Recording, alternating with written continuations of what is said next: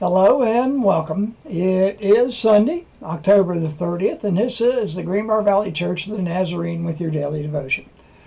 Today we are reading from the book of Hebrews, chapter 11, verses 31 through 40. Here's the word of the Lord.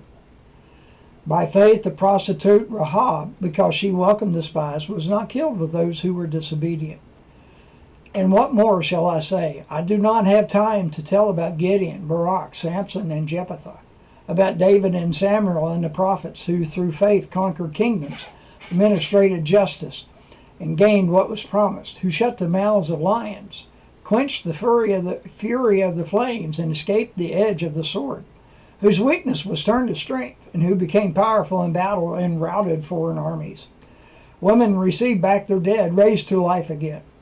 There were others who were tortured, refusing to be released so that they might gain an even better resurrection. Some faced jeers and flogging and even chains and imprisonment. While they were put to death by stoning, they were sawed in two, they were killed by the sword. They went about in sheepskin and goatskins, destitute, persecuted, and mistreated. The world was not worthy of them. They wandered in deserts and mountains, living in caves and holes in the ground.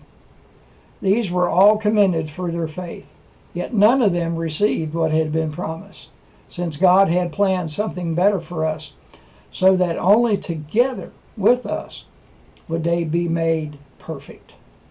And that is the word of the Lord. The article today is titled Joy of Faith That Suffers. Hebrews is a string of examples of Hebrews of faith. Those are people who obeyed the Lord in spite of things seeming illogical or even dangerous. It's a long list. Their faith, constantly mentioned, is what drove them. Faith is a confidence in our hope and assurance in the unseen. And that is from verse 1 of Hebrews. In other words, faith is a willingness to trust a bigger picture than what we experience. In the case of these saints, their experience was mostly suffering.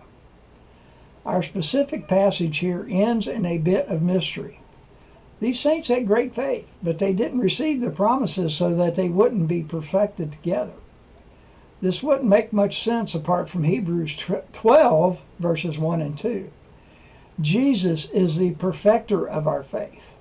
Jesus who suffered and yet knew divine joy in the midst of it. Our faith is only finished through Christ, and we really only experience the joys of completion through suffering. Paul talks about it as well in Romans 8, verse 17. There is something profound to be experienced in the kind of faith that suffers. It is not something we want or seek, but it can be found a deep source of joy.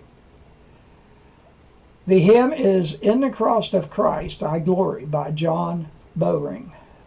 When the woes of life o'ertake me, hopes deceive and fears annoy, neither shall the cross forsake me. Lo, it glows with peace and joy. And from the 80th Psalm, verse 19. Restore us, Lord God Almighty. Make your face shine on us, that we may be saved. And this is your daily devotion for Sunday, October the 30th. Have a blessed day. Get there.